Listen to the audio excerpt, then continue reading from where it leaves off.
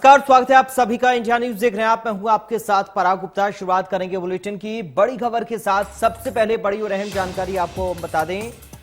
बड़ी खबर ग्वालियर से नकली रेमडेसिविर के बाद नकली टैबलेट भी अब पकड़ी गई है। 40,000 नकली फेविमैक्स टैबलेट की सप्लाई हो रही थी। महादेव मेडिकल सर्जिकल स्टोर को यह सप्लाई की जा रही थी। उड़ीसा से नकली टैबलेट की सप्लाई हुई थी। ड्रग कंट्रोलर ने मेडिकल स्टोर की जांच की है। बड़ी जानकारी, बड़ी खबर आपको बता रही है। ग्वालियर से बड़ी और महत्वपूर्ण खबर। नकली रेमडेसिविर के बाद अब नकली टैबलेट भी पकड़ी गई है। 40,000 नकली फेविमैक्स टैबलेट की supply Mahadev medical surgical store को यह सप्लाई की जा रही थी। उड़ीसा से नकली टैबलेट की सप्लाई हुई थी। तो ग्वालियर में कोरोना की नकली फेविमैक्स टैबलेट सप्लाई करने का सनसनीखेज मामला सामने आया है, जिसकी जानकारी ग्वालियर ड्रग कंट्रोलर को उड़ीसा के ड्रग डिपार्टमेंट ने दी। उड़ीसा के ड्रग डिपार्टमेंट ने ग्वालियर ड्रग कंट्रोलर को बताया।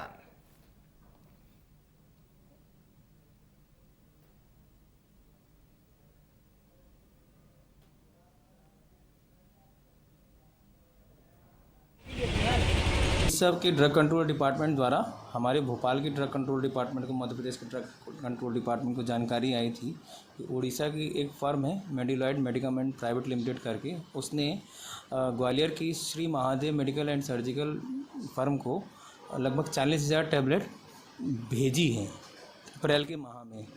तो ऐसी जानकारी पर उसकी तफ्तीश करने हम पहुँचे श्री महादेव मेडिकल में, तो हमें वहाँ पे उनके बिल मिले। अप्रैल माह में 40,000 टैबलेट मंगाया जाना उसमें दिखाया गया है, वो पक्के बिल पे आए हैं वो। और अभी आज की डेट में स्टॉक उनके पास लगभग 570 टैबलेट था, जिसमें 320 की हमने 2 डिफरेंट बैचेस के सैंपल के ले लिए हैं, वो जो जांच के लिए भोपाल की लैब में जाएंगे।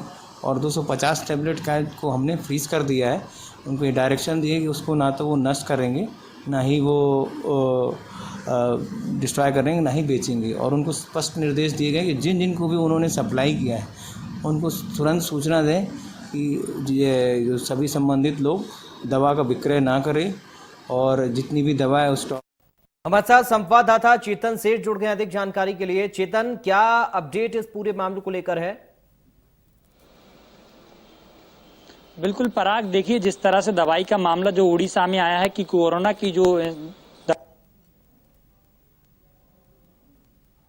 ड्रग था ही नहीं, तो उड़ीसा के ड्रग कंट्रोलर विभाग ने बड़ा खुलासा किया है और इसकी खेप का पूरा पता लगाया जा रहा है कि देश भर में कहां कहां पर इन दवाइयों की सप्लाई की गई थी। सबसे प्राथमिकता तौर पर पता लगा है कि इसकी सप्लाई ग्वालियर में भी की थी और ग्वालियर में 40,000 से अधिक दवाइयां पहुंची थी, जिसको लेकर ड्रग कंट्रोलर विभाग वहां पर पहुंचा और ग्वालियर के ड्रग कंट्रोलर को यहाँ पर जानकारी दी गई थी। तो वहां पर टीम गई और टीम ने वहां से सैंपल लिए, जिसमें 300 के लगभग दवाइयों के सैंपल ले लिए। ग्वालियर में 40,000 से अधिक दवाइयां आई हैं और उनको यहाँ से सैंपल लेकर भोपाल भेज दिए गए। फिलहाल यहाँ पर सैंपल आने का इंतजार है, लेकिन आशंका यही लगाई जा रही है कि यहाँ पर भी वो जो दवाइयां आई थी वो नकली आई थी। इसको लेकर ड्रग कंट्रोलर विभाग ने, लेकिन खास बात ये देखी जा रही है कि ग्वालियर जिला प्रशासन को अब तक इस बात की जानकारी नहीं दी है कि जो दवाइयां आई हैं वो हमने भी यहाँ पर जब्त की हैं। लेकिन आशंका ये भी जताई जा रही है कि ग्वालियर के साथ साथ ग्वालियर चंबल संभाग के जो अन्य जिले हैं, यहाँ से छतरपुर, रीवा और भी जगह यहाँ पर दवाइयों की सप्लाई की गई थी, वहां पर भी ड्रग विभाग द्वारा मॉनिटरिंग की जा रही है। और जो दवाई संचालक है उसको भी ड्रग कंट्रोल विभाग ने निर्देशित कर दिया है कि जल्द से जल्द जो स्टॉक बाहर भेजा गया है उस स्टॉक को रोका जाए। और आम लोगों से भी उन्होंने अपील की है कि अगर आपको मार्केट में दवाई मिलती है तो उसको ना लें, ड्रग कंट्रोलर विभाग को सूचना दें, तो जिससे पता लगा। फिलहाल यहाँ पर सैंपल का इंतजार किया जा रहा है, लेकिन आशंका प्राथमिक तौर पर यही जताई जा रही है कि जिस तरह से उड़ीसा में नकली दवाई पाई गई है, तो ग्वालियर में भी इसकी आशंका कि 40,000 जो दवाइयां हैं मार्केट में सप्लाई कर दी गई थी। कहा जा सकता है कि एक बड़े पैमाने पर देश भर में एक रैकेट काम कर रहा था जो नकली दवाई का इस तरह से कारोबार कर रहा था। जिन कोरोना पॉजिटिव मरीजों को हल्के से सिम्टम्स होते हैं उनको ये दवाई दी जाती थी और उन्हें एक दवाई कारगर मानी गई थी। डॉक्टर भी इसी दवाई को सजेशन करते थे। और यही वजह रही है कि जो माफिया है, दवाई माफिया, उनने बड़े पैमाने पर इसका कारोबार पूरे देश भर में कर डाला कि अधिक तौर पर दवाइयां, यानी कि नकली दवाइयां होने के बावजूद भी उन्हें पता था, उसके बावजूद भी। लेकिन खास बात इसमें देखी जा रही कि जब मेडिकल संचालक से हमने इसकी बातचीत करने की कोशिश की कि जो दवाई उनके पास आई है तो वो कहां से आई है, लेकिन मेडिकल संचालक का यहाँ पर कहना है कि जो दवाई है उनके पास पक्के बिल से दवाई ली गई है और इनमें मेडिकल संचालक का कोई भी दोष नहीं है। यानी कि कहा जा सकता है कि जो अलग अलग मेडिकल संचालक हैं देश भर के, वो भी इस पूरे गैंग में शामिल हो सकते हैं। लेकिन चेतन, ये बड़ी बात है वाकई में, क्योंकि जिस तरीके से सप्लाई हुई ये एक पूरी चेन है, और अगर ये नकली दवाई किसी को दी भी जाती है, चाहे वो गलती से ही दी जाए, तो ये नुकसान भी कर सकती है मरीज को। वाकई में अपने आप में एक गंभीर विषय है और इसको लेकर बड़ी ही कड़ाई से और ज्यादा मेहनत करते हुए इस पूरे नेटवर्क को खोजना पड़ेगा और जहां जहां पर ये दवाइयां सप्लाई हुई हैं उन सबको रिकवर करना पड़ेगा। इसको लेकर क्या कुछ अभी प्रशासनिक तौर पर काम किया जा रहा है, जिस तरीके से आप बता रहे हैं, और क्या कुछ अभी प्रशासन कह रहा है, क्योंकि ये चिंता का विषय है, मरीजों की सेहत का, उनकी जान से जुड़ा हुआ विषय है।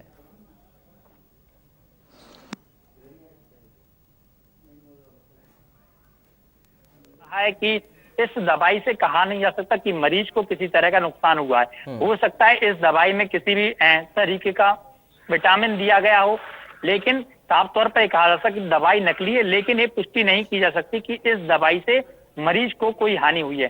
फिलहाल ड्रग कंट्रोलर विभाग भोपाल और ड्रग कंट्रोलर विभाग इसकी पूरे मध्य प्रदेश से जानकारी जुटा रहा है कि आखिरकार जो मध्य प्रदेश के अलग अलग जिलों में भी दवाई बेची गई थी तो कहां कहां पर ये दवाई बेची गई थी, वहां से इसकी पूरी लिस्ट तैयार की जा रही है। और सैंपल जो अलग अलग जिले हैं, जैसे ग्वालियर के जो सैंपल हैं भोपाल भेज दिए गए हैं और जल्द से सीएमएचओ ने भी यहाँ पर कहा कि जल्द उम्मीद है कि 10 से 15 दिन में इसके सैंपल आ जाएंगे, क्योंकि सैंपल की जब रिपोर्ट आने में लंबा समय लग जाता है, करीब 2 माह का यहाँ पर समय बताया कि रिपोर्ट आने में लगभग 2 महीने लग जाते हैं। लेकिन विभाग यहाँ पर प्रयास कर रहा है कि रिपोर्ट 10 से 15 दिन में आ जाए, उसके बाद ही पूरी स्थिति स्पष्ट हो पाएगी कि जो मध्य प्रदेश में जो दवाइयां बेची गई हैं बड़े पैमाने पर, और ग्वालियर चंबल संभाग सहित 40,000 दवाइयां ग्वालियर में पहुंची थी। लेकिन खास बात यहाँ पर ये देखी जा रही है कि उड़ीसा की जो कंपनी थी जहां से दवाई सप्लाई हुई थी, उसका जो दवाई के मैन्युफैक्चरिंग प्लांट का पता लगाया गया तो उस जगह पर प्लांट नहीं पाया गया। यानी कि कहा जा सकता है कि ये भी धांधली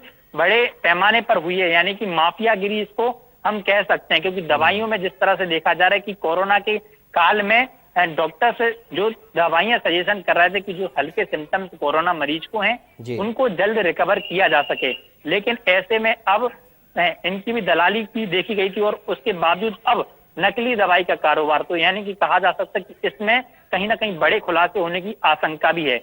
उड़ीसा के बाद महाराष्ट्र के कई क्षेत्रों में भी दवाएं पकड़ी गई हैं, लेकिन अब मध्य प्रदेश के ग्वालियर में भी आई हैं और 40,000 से अधिक दवाइयों की सप्लाई यहाँ पर अलग अलग जिले में की गई है। लेकिन बड़ा सवाल यह है कि इसकी ड्रग कंट्रोलर ग्वालियर या ड्रग कंट्रोलर भोपाल को भी इस चीज की जानकारी नहीं थी कि इस तरह की दवाइयां बिक रही हैं। एक व्यक्ति के द्वारा उड़ीसा में शिकायत की गई थी कि दवाई में ड्रग्स नहीं है। जब उसकी सैंपलिंग की गई, जांच की गई, तो उसमें स्पष्ट हो गया कि जो दवाई नाम से जो बेची जा रही है उसमें वो ड्रग है ही नहीं। तो कहीं ना कहीं मरीज को भी ये नुकसान हो सकता है, इसकी संभावना जताई जा रही है। लेकिन जब तक सैंपलिंग यहाँ रिपोर्ट नहीं आ जाती और उसके बाद फिर ये भी मॉनिटरिंग की जाएगी कि किन किन मरीजों को दवाई दी गई थी। ग्वालियर में 40,000 डोज आए हैं, तो किन किन मरीजों को सप्लाई की गई थी, किन किन जिलों में भेजी गई थी, तो वो भी रिएक्शन देखा जाएगा, वो आगे का विषय है। लेकिन पहले इसकी सबकी निगाहें जांच पर टिकी हैं। लेकिन माना यही जा रहा है कि जब उड़ीसा में नकली दवाई पाई गई है तो ग्वालियर की जो दवाई है वो भी नकली पाने की आशंका है। मेरे साथ लगातार बने रहिए, क्योंकि आपके जरिए जानकारी अपने दर्शकों तक हम पहुंचा रहे हैं कि आखिर क्या कुछ प्रशासनिक तौर पर काम किया जा रहा है, क्या कुछ विभाग अब इस पर काम कर रहा है। क्योंकि जैसे ही जानकारी निकलकर सामने आई उसके बाद लगातार एक्शन बोर्ड में प्रशासन। हमारे साथ बीजेपी